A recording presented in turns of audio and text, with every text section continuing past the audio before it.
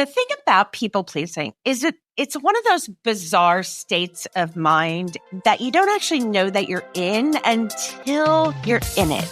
I'm Dr. Charlie Hornis, highly anxious people pleaser turned master certified professional life coach. Learning to manage my brain was so life-changing for me that I got certified so that I could teach these incredible evidence-based practices to you.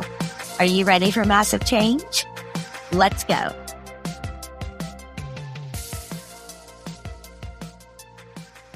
Hey friend, Dr. Charlie Hornis here. I'm going to say a phrase and I want you to pay close attention to it without thinking. Just see what happens in your body and in your thoughts immediately when I say it. Are you ready? You need to stop people pleasing. I don't know about your reaction, but every time I hear something like that about people pleasing, I get like crawly skin or whatever you call it.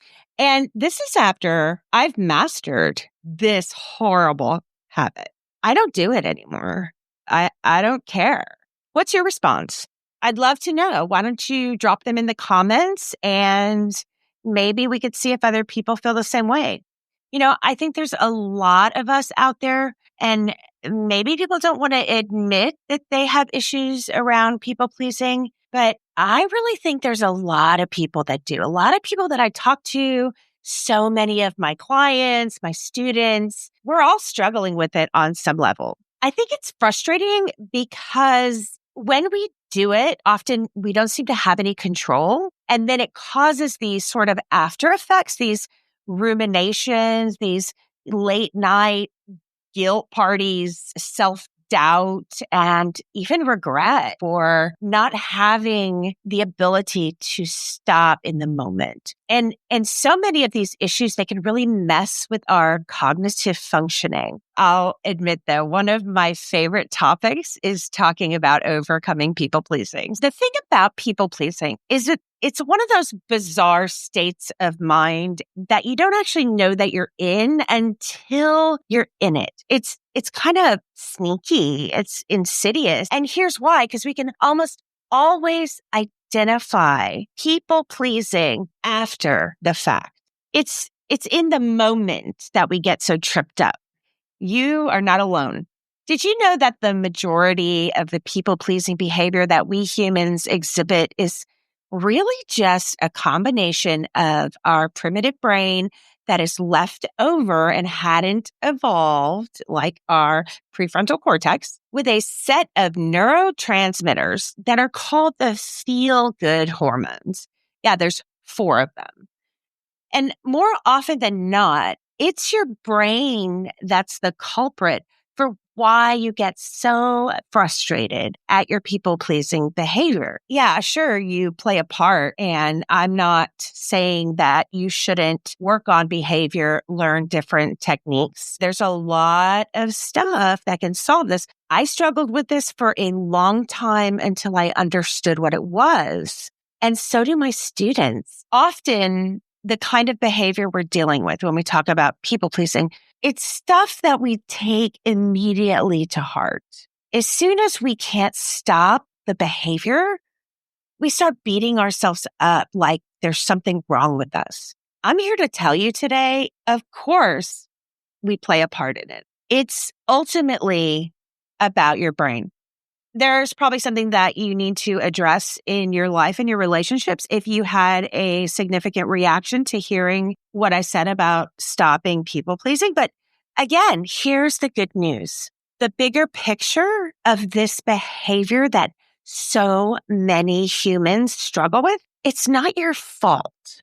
And there's nothing wrong with you if you're actually struggling. There's so much more to the story. We're going to get into that in just a little bit. It's actually behavior that was well-intended back when humans lived in these communal tribes. It's only ever trying to save you. I know that's hard to believe because especially people-pleasing, when I learned that the whole point of people-pleasing is actually part of my survival mechanism and that my brain is trying to save me, I was a little resentful. Okay, let's be honest. But just a little caveat here. I'm going to stay in my lane as best I can.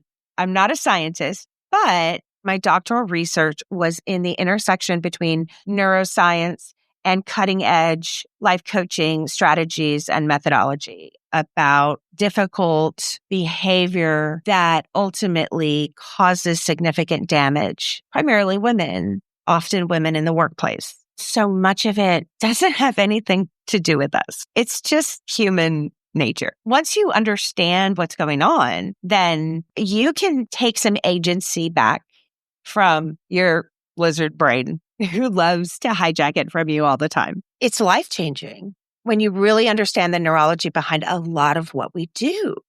It's because of our brains. We're talking about dopamine, endorphins, and oxytocin. These are neurotransmitters, also called stress hormones. And they're released in our brain and then they cascade through our bodies. And then there's lovely enzymes that come along and chomp them up when they're done. Dopamine is the one I want to focus on today because it's the most relevant to people pleasing. It's known as the feel-good hormone itself. It's also known as a seeking hormone. It is associated with seeking pleasurable sensations, like when we discuss the motivational triad of our brain. Our brain wants to do three things. It wants to seek pleasure, as in safety. It wants to avoid pain, as in don't be dead. And it wants to conserve as much energy as possible because at any moment it's ready to run away from the bear that's hiding behind your car or whatever. But our brain doesn't understand that there's not a bear walking down the sidewalk, right? We've addressed bears before. They're my favorite. Our brains want to find safety. It's a neurotransmitter that is crucial to the brain's reward system. And it learns over time by trial and error what it believes. That's important. It's subjective, okay? What the brain believes is rewarding and what is not rewarding. Now, whether it actually is or not for the long haul of your health and safety, that's another conversation, but we'll get into that in a minute. It's the reason that our brains learn to seek out good behavior and avoid bad. There's also an alerting component to it. That is what that whole seeking safety thing is all about with the triad. Everything your brain is seeking is trying to save your life. So identifying patterns of good provides reward, which is what it's seeking, such as, for example, finding food or water.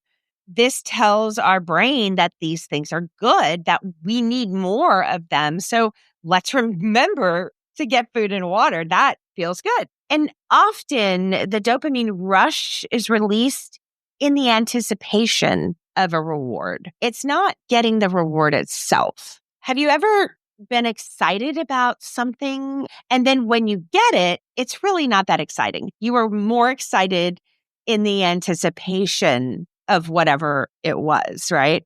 Well, that's what we're talking about here.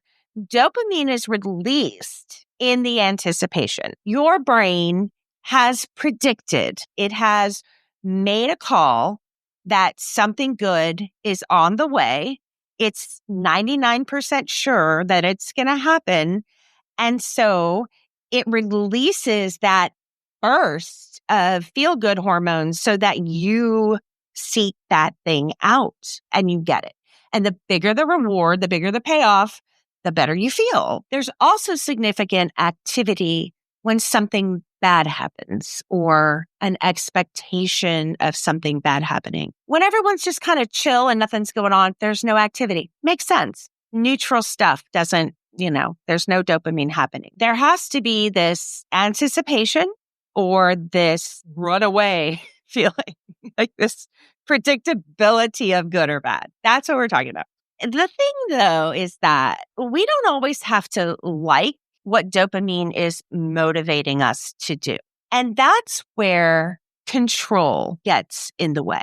There's a lot of behaviors and habits that we do that we seemingly think that makes us feel better, but ultimately it doesn't. My coach talks about the late night run to get some kind of snack, sweet, whatever it is that you like, Doritos or cake. I don't know. I could do both. When I lived in New York City, we had 24-hour bodegas. So you could just walk down the street to the corner and get whatever you want. That's not quite the same here and back home in Texas. It's a lot of work, but dopamine will make you get up and get out of the house in your slippers and robe and go get that thing that you want. It can. It doesn't mean that it's good.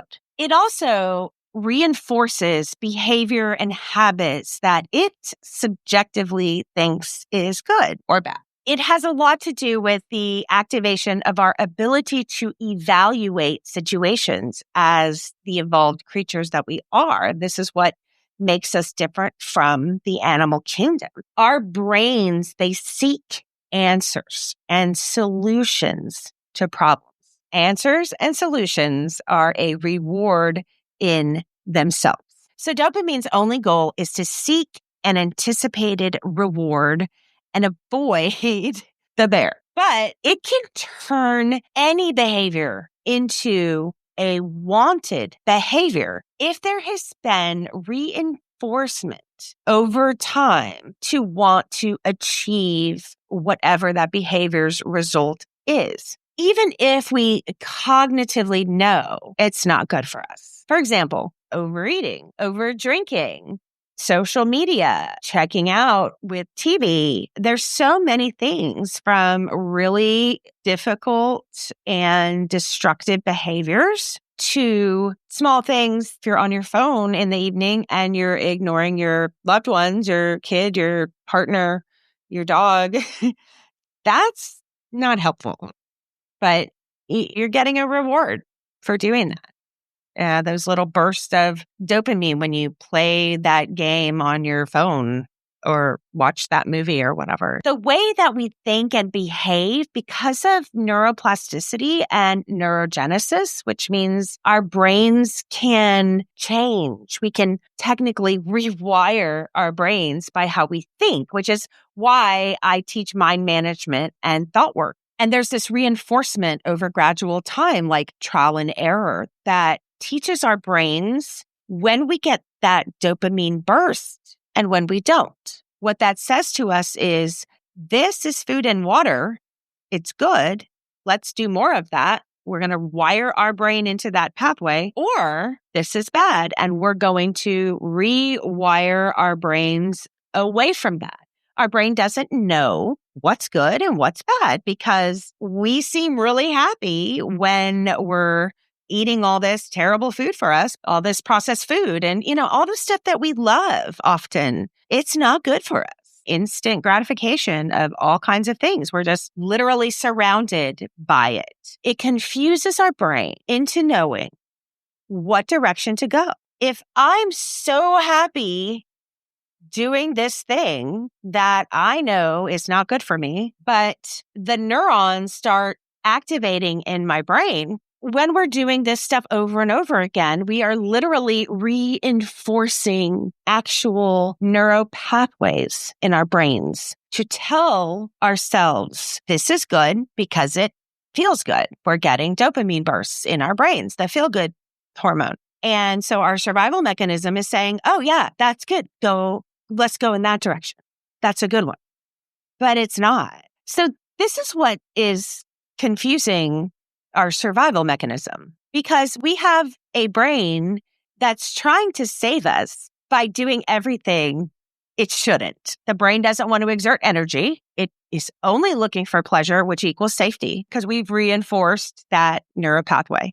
And we've also reinforced avoiding the gym because we feel yucky when we think about that. It's supposed to work to save us. It's supposed to protect us.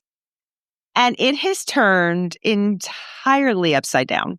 What this does is causes what's called a reward prediction error in our brain. So we're constantly having errors. We teach our brains through this rewiring of our neural pathways by reinforcing behavior because it feels good, because bursts of dopamine going off like fireworks in our brains. And we do not reinforce behavior that often is good for us that we don't want to do because our brains don't want to exert energy. And the gym sounds like energy. There could be a tiger chasing you at any moment and it needs to be able to run. None of this has anything to do with society today. All these things that are supposed to save us, keep us safe, keep us healthy, they're working against us. One of the most important key factors when we're talking about stuff like people pleasing is that there needs to be a surprise factor. Our brains anticipate and they predict reward, just like hopefully they can anticipate and predict danger. That's why we have rewired these neural pathways so that our brains remember, oh, take that path and there's the food and water that you need to live. And if we take this path, that's the saber-toothed tiger who's going to eat you. We've rewired our brains to know, let's go that direction, not this direction. The thing your brain wants the most is predictability. So, for example, let's say you walk into your boss's office and maybe your boss is not easiest person to work with, but you have been working really hard. You just finished a project and you are so proud of yourself. You know you did a fantastic job because you're educated and competent and amazing at what you do. And you can assess whether or not you've done an amazing job. And you go in and you are anticipating a pat on the back because a lot of how we understand if we're doing a good job is by the responses that we get from others around us. Now, that doesn't mean we go seeking that in some unhealthy way. It's like getting your report card. Somebody's graded your paper and they've said, hey, that's an A, or, oh, you need to work on this. We need a level of feedback that is in the sort of praise category to know we've done a good job. And again, that is going in the direction of safety, keeping our job, family, salary, all of that is important. But you walk into your boss's office anticipating, your brain is predicting that you are going to get that reassurance that you've done a great job, everything's great. And you are met with criticism or no response at all. Your brain doesn't like that because it absolutely anticipated a reward and it didn't get it. And in that moment, when you're anticipating this thing and you don't get it, that is when that reward prediction error occurs. User error, like your brain stops functioning for a hot minute and it doesn't know what to do. Therefore, because it's a seeking hormone, it starts to seek solution. It starts to need to fix. It starts to look around and say, what is going on? Because I wasn't able to predict this negative outcome that has happened. And so your brain now, the alarm starts going off because something has happened out of left field, like you didn't get that affirmation that you really thought you were going to get. Your brain becomes disoriented for a moment. Some of us maybe longer, shorter. We're all different. But the science is that your brain becomes disoriented when you do not get what your brain is predicting. And so it sets off this dopamine alarm that there's danger. Again, your boss not, giving you the affirmation and praise you deserve that you've worked really hard for is not a saber-toothed tiger. However, your brain doesn't know the difference.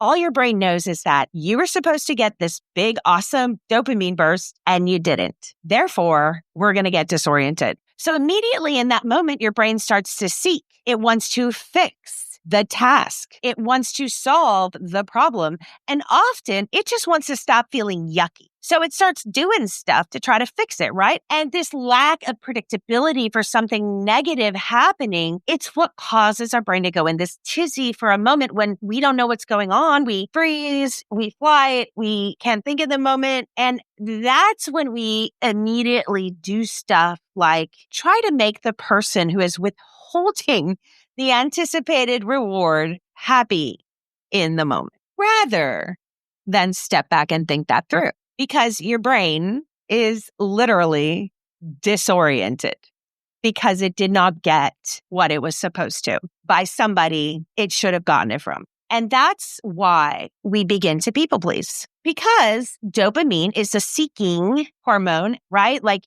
you were going to go down this path and then all of a sudden out of the bush jumps the saber-toothed tiger. And, oh, that's not good. I didn't get my nice, calm walk. I almost got eaten. So in that moment, there's this alarm that goes off and this alert system kicks in when the anticipated result doesn't happen. So what does it do?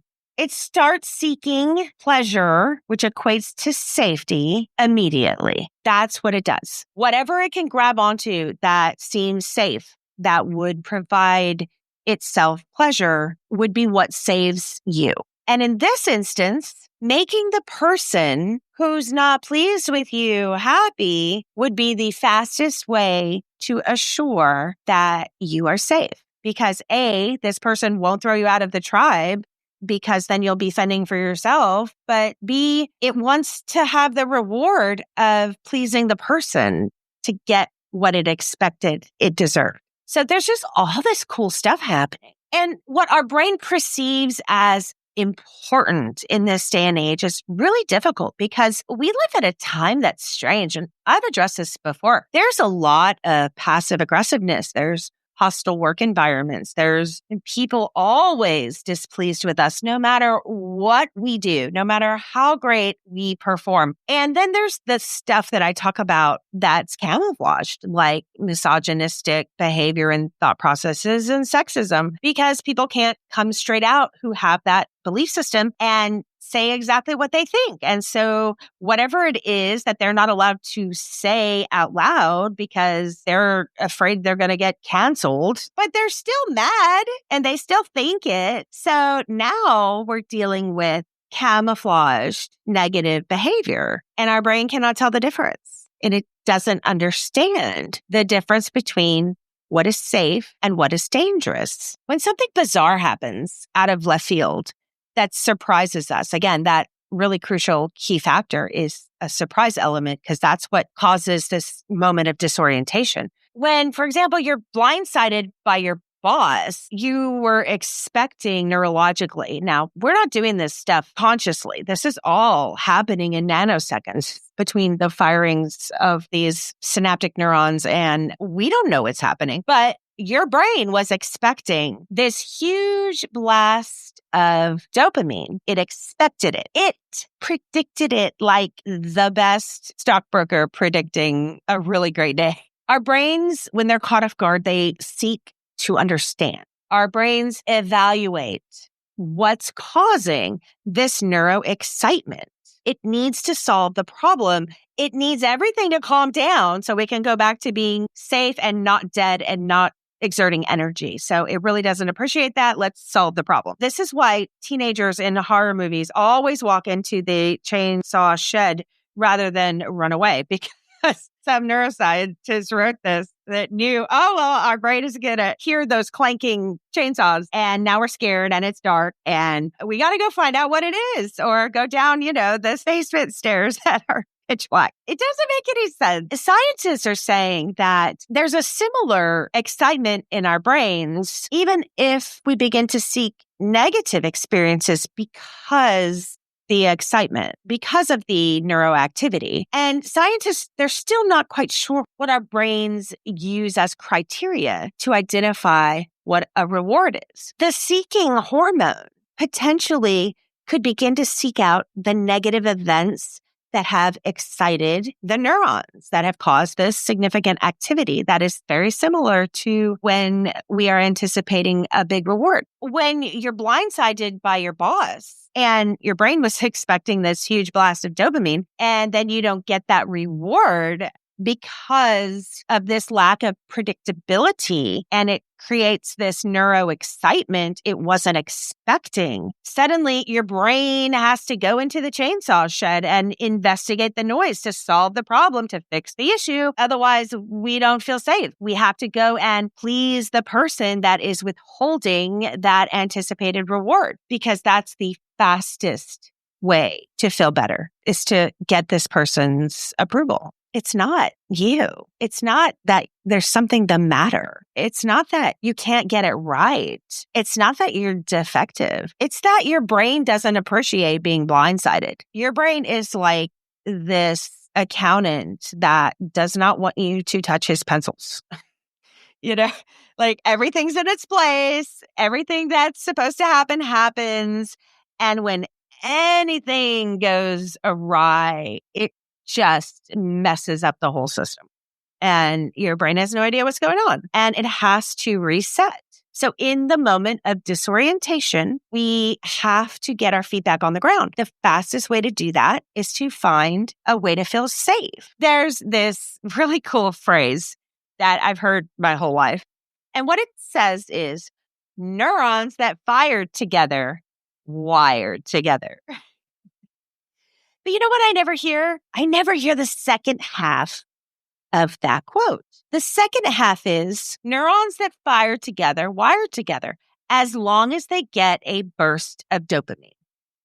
For example, your neuron A over here decides to activate neuron B, and that activation produces what would be identified by your brain as some kind of reward.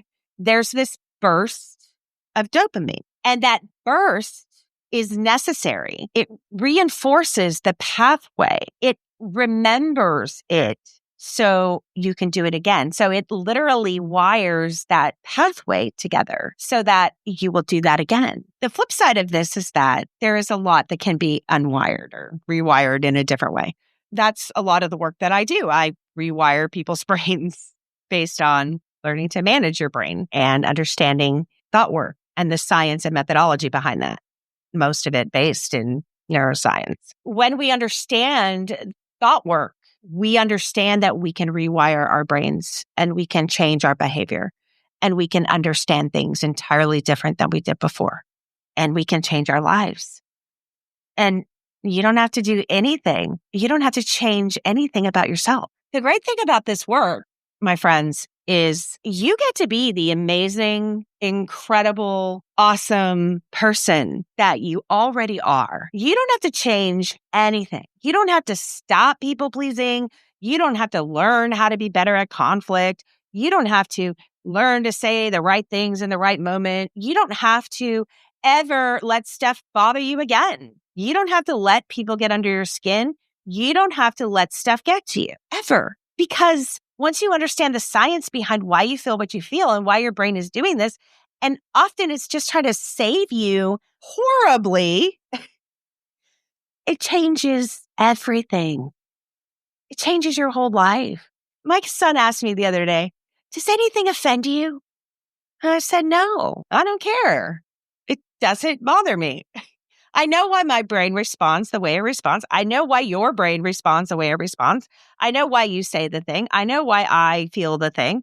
And I have an entire incredible methodology that I have learned over the years that has changed my life. So that's what I teach. And that's what my coaches teach. I don't know anything better. In days, I was a different human doing this work. The whole point of talking about the amazing, almost magic of mind management and thought work is that we can rewire our brains to stop some of this stuff that has entirely confused our survival instincts because we've totally disoriented them. If our brain is not capable of this predictability factor, it doesn't function well. So basically, when you don't have predictability, such as someone blindsiding you with, some awful comment or somebody saying something out of left field that's really ugly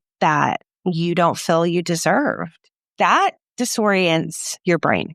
And that causes your brain to have impaired cognitive functioning. Even in that little moment. The problem with all of this, the problem with not seeing people-pleasing behavior for what it is that you will continue to do it.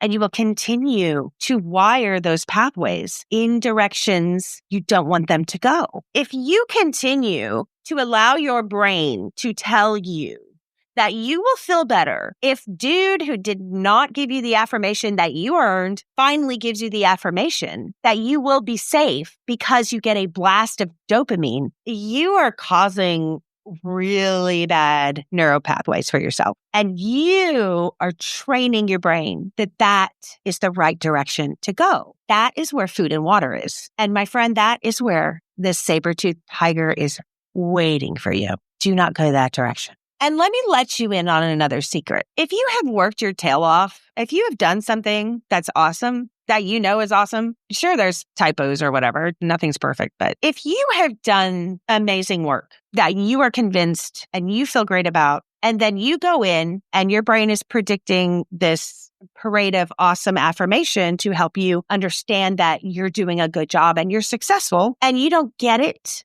that person, they're never going to give it to you. If they don't give it to you in that moment, unless they have a good excuse or they're busy or they're, on the phone or something's on fire. If you don't get the affirmation that you've earned, you are not going to get it. Not from that person and not from people like them who, for whatever reason, their brain tells them to behave in such a manner, probably trying to save them as well, which once you really start to understand this, you start to live in this place of incredible empathy. You're like, wow, what is your brain telling you that you can't take 5 minutes to give me the affirmation I deserve that I earned? But whatever, it's your brain. Good luck. They're never going to give this to you.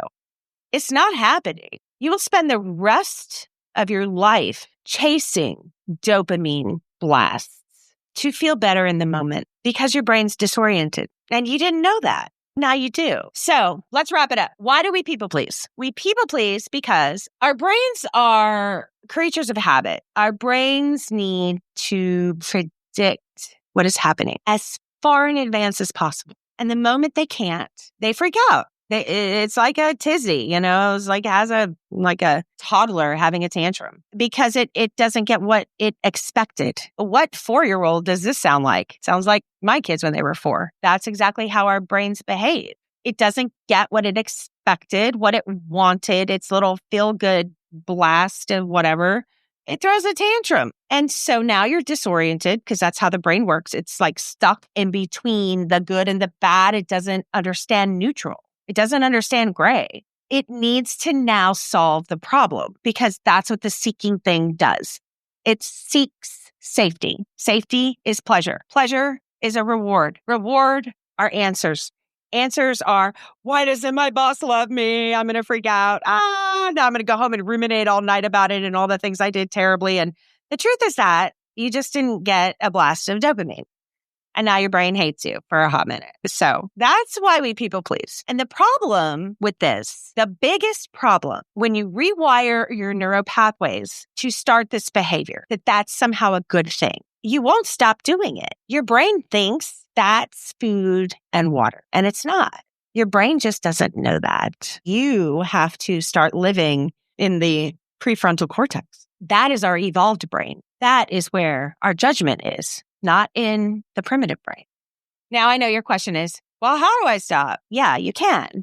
You can. I'm actually launching a new digital course, and that's exactly what the topic of this course is. It is a step-by-step how to conquer these behaviors that cause us so much anxiety and stress we don't need to have.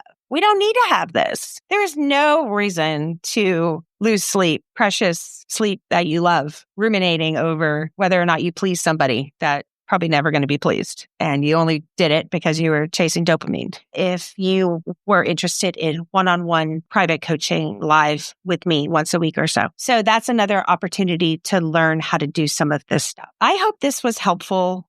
There's so much about our behavior that is driven simply by the neurons that fire in our brains. Almost everything we do that makes us crazy feeling, it's like, that's how, I don't take that lightly. I've shared when I was in the workplace and I was not getting responses from people that made any sense to my brain. I wasted a lot of time worrying and ruminating and having stress and anxiety and convincing myself that there was things wrong with me. And there was nothing wrong with me, just like there's nothing wrong with you. It's just about about information. And again, your brain likes predictability. So once your brain has the information, it doesn't have to get disoriented anymore. Like that's the funniest part is you're like, oh, brain, here's why you're doing what you're doing. And then your brain is like, oh, well, that explains why I was getting disoriented because I wasn't able to, predict what was happening because I didn't understand.